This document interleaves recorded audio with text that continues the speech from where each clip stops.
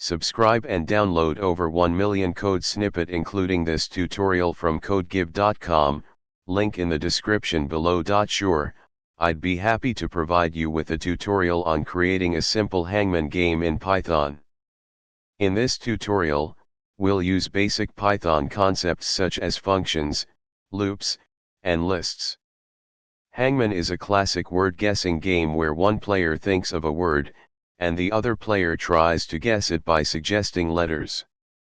For each incorrect guess, a part of a stick figure is drawn. The goal is to guess the word before the entire stick figure is drawn. Make sure you have Python installed on your machine. You can download it from python.org. Create a new Python file, example hangman.py, and open it in your favorite text editor or IDE. In this example, we have a function choose_word that selects a random word from a predefined list. You can customize the list according to your preferences.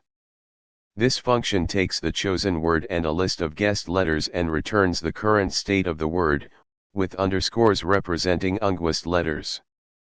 This function ensures that the user enters a valid single letter as a guess.